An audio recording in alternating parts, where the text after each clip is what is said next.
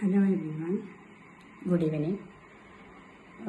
നമ്മുടെയൊക്കെ ജീവിതത്തിൽ പല സന്ദർഭങ്ങളിലായിട്ട് നമുക്ക് പല കാര്യങ്ങളിലും സക്സസ് ആവണം എന്നുള്ള ഒരു ചിന്ത ഉണ്ടാവാറുണ്ട്. അങ്ങനെ സക്സസ് ആകുന്നതിന് വേണ്ടിയിട്ട് ചില പൊടിക്കൈകൾ അഥവാ നമ്മുടെ ജീവിതത്തിൽ പകർത്തേണ്ട ചില കാര്യങ്ങളാണ് ഇന്നത്തെ വിഷയം. ഒന്നാമതായി നമ്മളായിരിക്കുക. അതായത് നമുക്ക് ഒരു പേഴ്സണാലിറ്റി ഉണ്ട്. ഓരോ വ്യക്തികൾക്കും ഓരോ പേഴ്സണാലിറ്റി ഉണ്ട്. ഓരോരുത്തർക്കും ഓരോ കഴിവുണ്ട്, അഭിരുചിയുണ്ട്.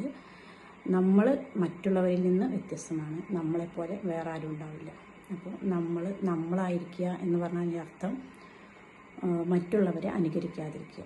നമുക്കൊരു ശൈലി ഉണ്ടാവും, നമ്മളുടെ ഷേപ്പ് ഉണ്ടാവും, നമുക്കായിട്ടുള്ള സ്വഭാവം, നമ്മുടെ സൗണ്ട് എല്ലാം നമ്മളുടേതായിട്ട് തന്നെ നമ്മൾ എന്ത് കാര്യം ചെയ്യുമ്പോഴും ആ ഒരു തനിമ നിലനിർത്തുക. രണ്ടാമതായി ചെയ്യേണ്ട കാര്യം, നമ്മൾ എന്തെങ്കിലും ഒരു കാര്യം ചെയ്യണം എന്ന് മനസ്സ് കരുതി കഴിഞ്ഞാൽ അത് ഉടനടി അതിനുള്ള തുടക്കം ഇടുക. അതായത് ഒന്ന് സ്റ്റാർട്ട് ചെയ്യാനുള്ളൊരു ടെൻഡൻസി ഉണ്ടാവുക. അതല്ലാതെ നമ്മൾ നാളെ തുടങ്ങാം, മറ്റന്നാൾ തുടങ്ങാം എന്നിങ്ങനെ ദിവസങ്ങൾ നീട്ടി വയ്ക്കും തോറും അത് നീണ്ടു പോവുകയുള്ളൂ. പിന്നെ അത് തുടങ്ങാനുള്ള ഒരു അവസരം നമുക്ക് കിട്ടുകയില്ല. കാരണം നമ്മളത് അങ്ങോട്ട് അവോയ്ഡ് ചെയ്യും. അതാണ്. അതുപോലെ മൂന്നാമത്തെ ഒരു കാര്യം എന്ന് പറയുന്നത്, നമ്മൾ വിജയിക്കണം എന്നുള്ള ആഗ്രഹത്തോടുകൂടി നമ്മൾ എന്തെങ്കിലും ഒരു കാര്യത്തിന് തുടക്കമിടുന്ന സമയത്ത് അതിനെ എതിർക്കാൻ, അതല്ലെങ്കിൽ അതിനെ നെഗറ്റീവ് കമാൻഡ് ഇടാൻ ഇഷ്ടം പോലെ ആളുകളുണ്ടാവും. അതുകൊണ്ട് നമ്മൾ എന്ത് ചെയ്യുന്ന സമയത്തും നമ്മളുടേതായിട്ടുള്ള നമുക്ക് ശരിയെന്ന് തോന്നുന്ന കാര്യങ്ങൾ നമ്മൾ ചെയ്യുക. അതിന് മറ്റുള്ളവരുടെ ഒരഭിപ്രായം നമ്മൾ കേൾക്കാതിരിക്കുക.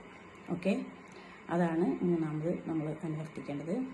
മറ്റുള്ളവരുടെ അഭിപ്രായങ്ങൾ മാനിക്കേണ്ട എന്ന് പറഞ്ഞാൽ അതിൻ്റെ അർത്ഥം ഒരു കാര്യം മറ്റുള്ളവർ പറഞ്ഞത് അനുസരിക്കേണ്ട എന്നൊന്നുമില്ല. പക്ഷേ നമ്മൾക്ക് ശരിയെന്ന് തോന്നുന്നതിൽ മറ്റുള്ളവരുടെ അഭിപ്രായങ്ങൾ കൂടുതലായിട്ട് ഗൗനിക്കേണ്ടതില്ല എന്നുള്ളതാണ്. അടുത്തതായിട്ട് നമ്മൾ അനുവർത്തിക്കേണ്ട മറ്റൊരു കാര്യം എന്ന് പറയുന്നത്, നമ്മളെ മോട്ടിവേറ്റ് ചെയ്യാൻ അല്ലെങ്കിൽ നമ്മളെ ഉത്സാഹപ്പെടുത്താൻ വേണ്ടി നമ്മൾ മാത്രമേ ഉണ്ടാവുള്ളൂ. മറ്റുള്ള ആളുകളൊന്നും നമുക്ക് വേണ്ടി നല്ലത്, ഉദാഹരണമായിട്ട് ഇപ്പോൾ നമ്മൾ നന്നായി കാണണം എന്നാഗ്രഹിക്കുന്ന നമ്മുടെ രക്ഷിതാക്കളുണ്ടാവും. അല്ലാത്ത ഒരാളും നമ്മളെ നന്നായി കാണണം എന്നൊന്നും ആഗ്രഹിക്കുന്നുണ്ടാവില്ല.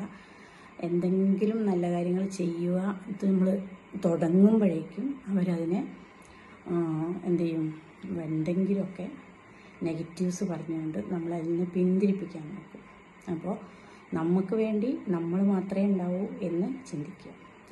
ഒരാളും നമുക്ക് വേണ്ടി പ്രവർത്തിക്കാനോ പറയാനോ ഉണ്ടാവില്ല എന്ന് തന്നെ നമ്മൾ ഉറപ്പിച്ചു കൊണ്ടുവേണം നമുക്ക് മറ്റുള്ള പരിപാടികളിലേക്ക് സ്റ്റാർട്ട് ചെയ്യാൻ.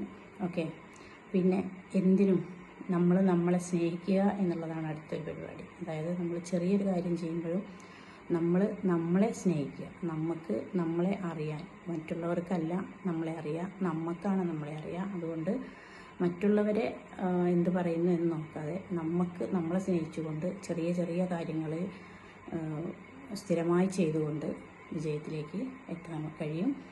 എല്ലാവർക്കും നല്ലൊരു വിജയം ആശംസിച്ചുകൊണ്ട് നിർത്തുന്നു. Thank you.